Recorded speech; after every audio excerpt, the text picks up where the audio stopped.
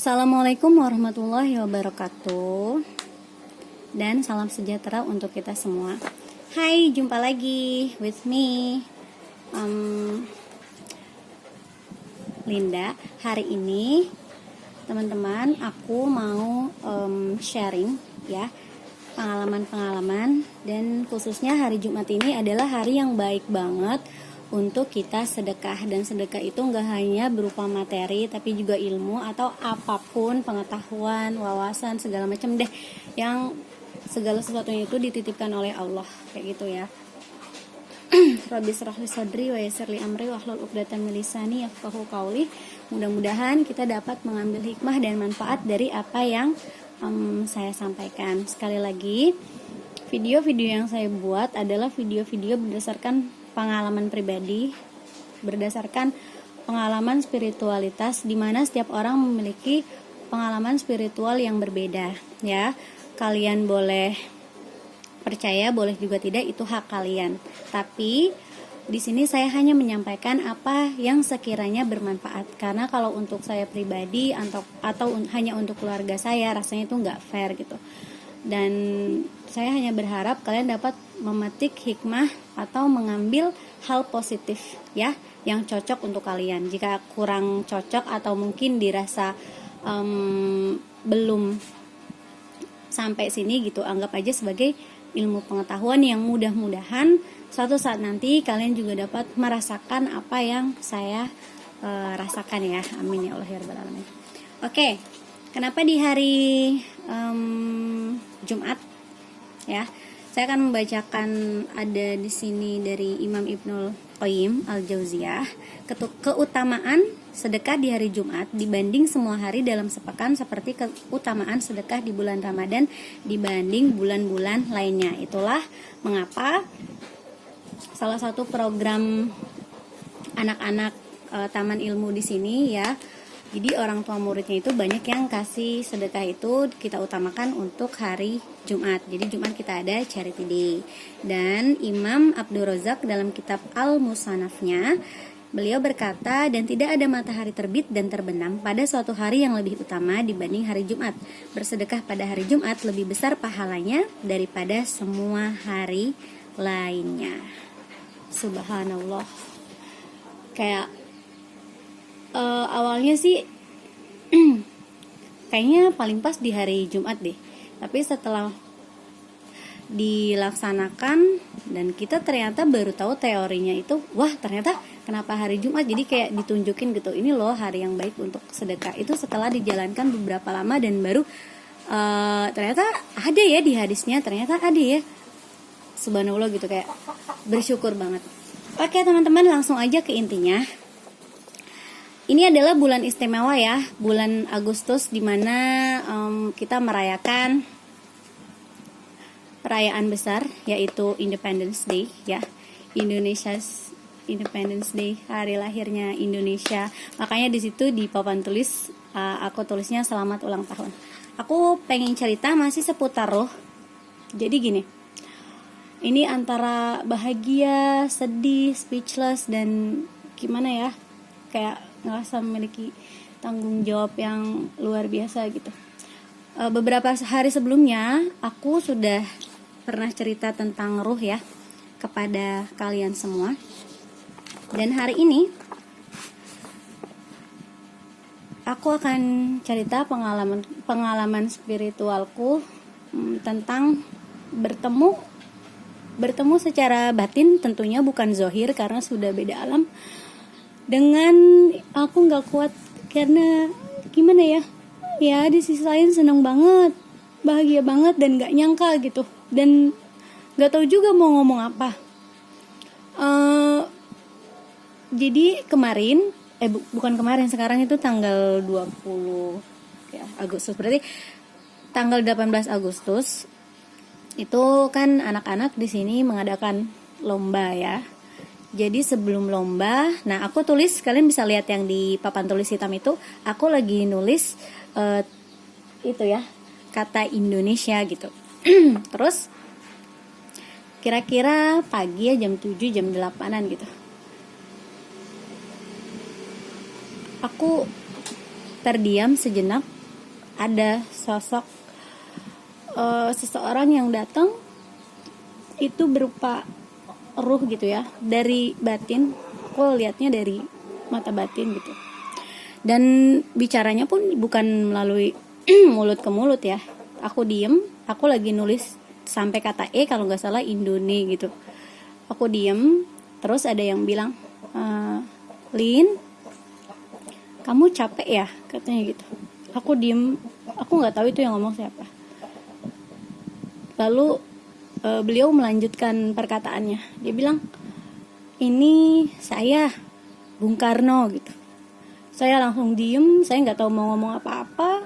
Saya antara percaya dan nggak percaya, tapi ya saya sering didatangi, maksudnya kayak ruh-ruh sebelumnya, tapi ini bapak bangsa gitu, kayak ya Allah, subhanallah gitu. Beruntung banget sih, kayak, tapi ya bener-bener pada kejadian itu, pada waktu itu kurang lebih jam 8 kalau nggak salah pagi itu. Biasanya kalau ruh-ruh kayak manusia kita biasa gitu ya, itu biasanya malam datangnya, dan ini pagi. Dan kalau misalnya ruh-ruh yang seperti kita biasa gitu, mereka tuh sulit untuk menyampaikan pesan. Makanya kadang buka pakai kartu gitu ya, karena nggak bisa kayak ngomong langsung. Dan Allah tuh kayak nunjukin untuk orang-orang pilihannya, wali-walinya, seperti apa itu, Bung Karno. Beliau tuh bisa menyampaikan langsung pesannya gitu, tanpa harus buka kartu dulu gitu. Terus beliau bilang, katanya, subhanallah, katanya gini, tadi sampai, Lin, kamu capek ya, sabar ya, katanya gitu. Semangat, katanya gitu. Nggak apa-apa, kamu nggak bekerja, maksudnya langsung di kenegaraan gitu, katanya sama aja gitu. Saya juga dulu dari independen atau sebagai pelopor gitu, dari pribadi. Beliau bilang seperti itu. Terus saya diem, saya nggak bisa apa-apa, saya cuma yang diem aja, karena itu kan di batin cuma bercucuran air mata. Terus beliau bilang, katanya, terusin ya perjuangan kamu, saya nitip anak-anak Indonesia, katanya gitu. Tolong ajarin yang bener ya. Maaf ya, emosional soalnya ya, buat kalian yang belum pernah ngerasain ya mungkin halu apa segala macam, tapi sekali lagi ini pengalaman pribadi dan saya benar-benar ngerasain, jadi yang kayak terbawa emosi gitu. Saya nggak sangka gitu. Terus beliau bilang, saya nitip ya, saya nitip anak-anak Indonesia, katanya, ajarin yang benar ya, ajarin yang bagus gitu. Saya sedih lihat, maksudnya Indonesia sekarang kayak gitu. Dia tuh pengen anak-anak Indonesia diajarin yang benar, diajarin cinta, punya rasa nasionalisme dan patriotisme tinggi untuk negaranya kayak gitu.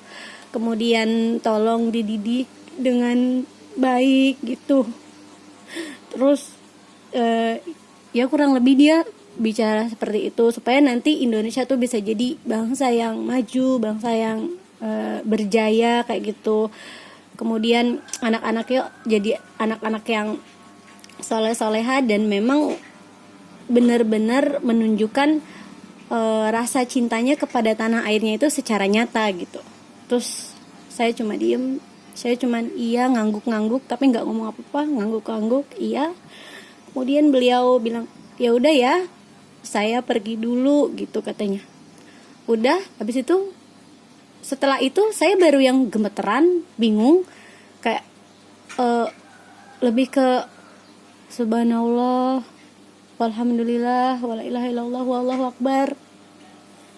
Terus ternyata benar gitu, apa yang tertulis di dalam Al-Quran itu Allah tuh kayak nunjukin bukti-buktinya. Bukti-buktinya salah satu tentang yang menceritakan tentang ruh para pahlawan atau para pejuang yang memang mereka mati syahid gitu ya. Wallahu a'lam bishawab. Jadi terdapat di Quran surah Al-Imran ayat 169. A'udzubillahi minasyaitonirrajim. Bismillahirrahmanirrahim. Wala tahsabanna alladzina qutilu fi sabilillahi amwata bal ahya'un inda rabbihim yurzaqun. Artinya adalah, dan janganlah sekali-kali mohon maaf kamu mengira bahwa orang-orang yang gugur di jalan Allah itu mati. Sebenarnya mereka itu hidup di sisi Tuhannya mendapatkan rezeki. Ya, jadi dia juga bilang kita di sana para pejuang Indonesia, maksudnya ngeliatin dari sana gitu, dari alam yang memang sudah berbeda, dan mereka juga masih hidup kayak yang senantiasa doain kita semua di sini. Jadi buat teman-temanku, terutama yang kalian punya ditugaskan untuk mendidik anak-anak bangsa, siapapun kalian dimanapun, tolong maksudnya benar-benar gitu sepenuh hati, karena pesan beliau seperti itu dan mereka di sana juga ngeliat gitu. Dan aku juga ketika meditasi sempat bertemu dengan almarhum Gus Dur gitu. Terus ya banyak lah, nanti di sesi lain akan aku ceritain ya masing-masing. Jadi ini tentang presiden pertama dulu. Kemudian di ayat yang lain juga dijelaskan farihina bima atahumullahu min fadlih wa yastabshiruna billadzina lam yalhaqu bihim min khalfihim alla khaufun alaihim wa lahum yahzanun, yang artinya ini ayat Quran surah Al-Imran ayat 170, artinya adalah mereka bergembira dengan karunia yang diberikan Allah kepadanya dan bergirang hati terhadap orang yang masih tinggal di belakang. Jadi gini teman-teman, orang yang masih tinggal di belakang, untuk tafsir ayat ini ya, ini sekali lagi menurut pemahaman pribadi dan juga pengalaman yang saya alami gitu ya. Dan sekali lagi saya nggak bakalan berani nyampain kalau misalnya itu cuma kayak sekali atau kayak nggak ada artinya gitu. Saya harus kayak misalnya lebih dari kayak 3 kali berturut-turut, dan misalnya saya baca Al-Quran juga, misalnya sampaikan itu ada tata caranya untuk maksudnya minta petunjuk gitu ya, ini harus dibilangin atau enggak gitu. Kemudian orang yang masih tinggal di belakang, artinya ini adalah kita yang masih hidup di dunia. Ini nyambung banget sama cerita ruh yang beberapa hari lalu saya sampaikan ya, di mana ruh-ruh di sana itu menunggu doa-doa dari kita gitu. Kalau di sana mereka baik ya, mereka tuh bergembira dan mereka tuh senang banget kayak dikirimin doa dari orang-orang yang masih tertinggal di belakang, maksudnya orang-orang yang belum meninggal. Itulah mengapa terutama bagi kita umat muslim ya, anak yang solehah, keturunan yang soleh-solehah, itu doanya tuh sangat insya Allah mustajabah dan ditunggu banget gitu sama mereka semua di sana kayak gitu. Nah, saya lanjutkan yang belum menyusul mereka, dan bahwa tidak ada takut pada mereka dan mereka tidak bersedih hati gitu teman-teman. Tapi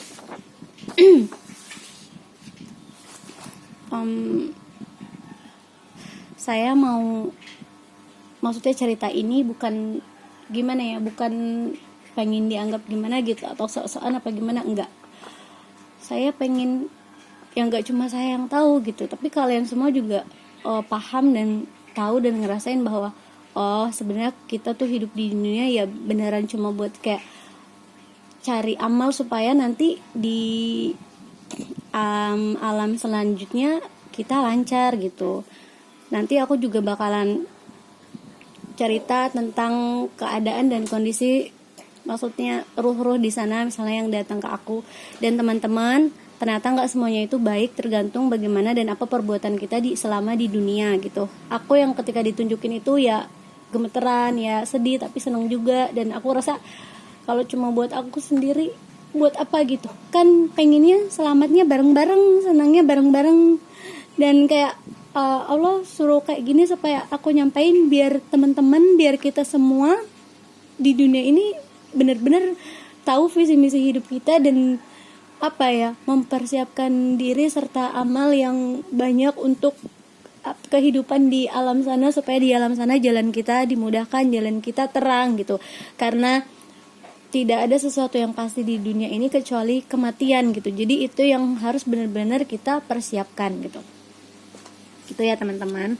Dan untuk informasi mengenai ruh ini, Rasul pun sudah memberitahu sangat sedikit. Itulah kenapa mengapa hal yang sangat sedikit ini kita gali terus, supaya kita tuh bertambah keimanan dan keyakinannya gitu kepada Allah Subhanahu wa taala, dan kayak kita tuh lebih semangat lagi menjalankan segala sesuatu yang sifatnya positif, menebarkan kebaikan-kebaikan, dan kita lebih semangat lagi bahwa ya memang segala sesuatunya itu Allah perhitungkan, ya baik yang terlihat maupun yang tidak terlihat gitu, baik yang kita utarakan, yang kita nyatakan maupun yang kita pendem dalam hati, Allah tuh tahu semuanya. Jadi kalian tenang aja gitu ya.